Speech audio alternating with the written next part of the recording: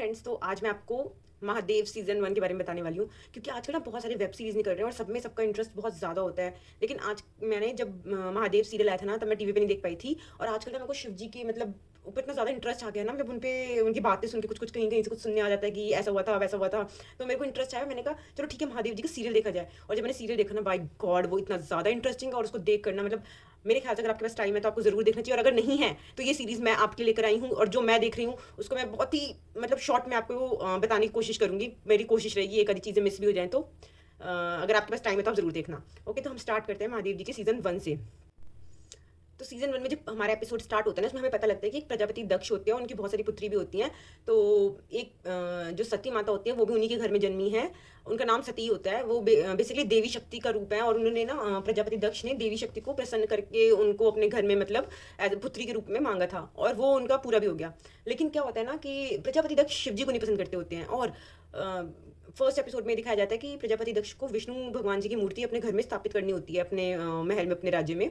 तो और वो ना बहुत ही विशाल मूर्ति बनवाई होती है। लेकिन क्या होता है ना, जब उसको बहुत सारे लोग मिलके खींच रहे होते हैं अंदर लाने के लिए, उनके मंदिर मंदिर में स्थापित करने के लिए खींच रहे होते हैं, वो अंदर ही नहीं आती है मूर्ति। एकदम अपने आप को लाइक खुद से आना ही नहीं चाह रही है, ऐसा लगता है कि वो खुद से नहीं आना चाह रही। फिर बाद में ना सती माता अपने जो दक्ष जी की ना सबसे फेवरेट पुत्री होती हैं। तो उनको ना ये लगता है कि मेरे पिताजी का सबके सामने अपमान होगा, तो मैं इसका कैसे मतलब इसका तो तोड़ ढूंढना पड़ेगा, क्यों नहीं अंदर स्थापित हो रहे। तो ये ऐसे घूमते घूमते कहीं पहुंचती हैं, तो वहां पे ना इन्हें ऋषि दधीची मिलते हैं शायद। और वहाँ पे एक शिवलिंग होता है। तो ऋषि दधीची कहते हैं कि आप जिस प्रश्न का उत्तर ढूंढ रहे हैं, आप एक बार इनको टच करिए तो आपको आंसर मिल जाएगा। वो जैसे उस शिवलिंग पे हाथ रखते हैं, उन्हें समझ आ जाता है कि विष्णु भगवान जी की मूर्ति इसलिए स्थापित नहीं हो रही क्योंकि उसके वहाँ पे ना जो नीचे हाथ मतलब वहाँ पे शिवलिंग स्थापित नहीं है। जब तक शिवलिंग स्थापित नहीं होगा वो मूर्ति अंदर नहीं जाएगी।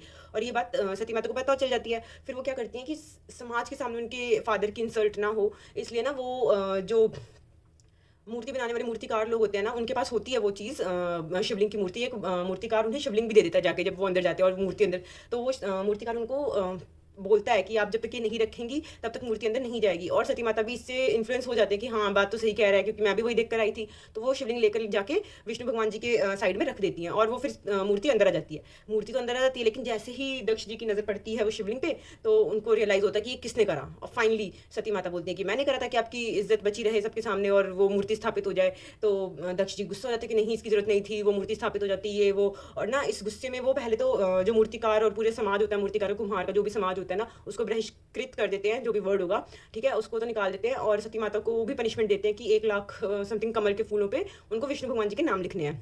तो सती माता अपनी पनिशमेंट एक्सेप्ट करती हैं, कहती हैं हाँ मैंने आपको हर्ट करा है, तो मैं ये पनिशमेंट पूरी करूंगी।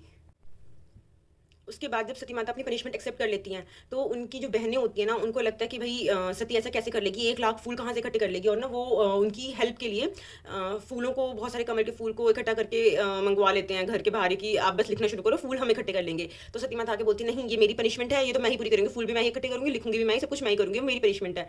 तो उसके बाद अब उनकी सिस्टर्स को और चिंता हो जाती है, क्योंकि आसपास के कमल के फूल तो उन्होंने मंगवा लिए होते हैं, अब वो कैसे करेंगे, उनके लिए वो पनिशमेंट और टफ हो जाती है।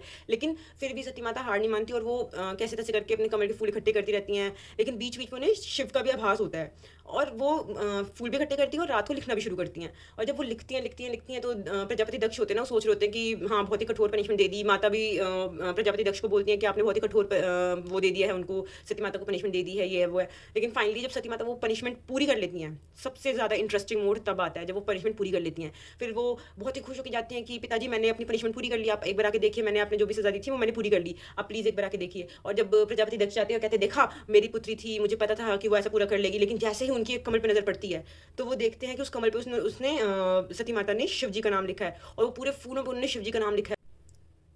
और ना फिर सती माता देखती हैं, वो भी हैरान रह जाती है कि अरे ऐसा कैसे हो गया, मैंने तो मतलब विष्णु भगवान जी का नाम लिखा था, ऐसा कैसे हो गया।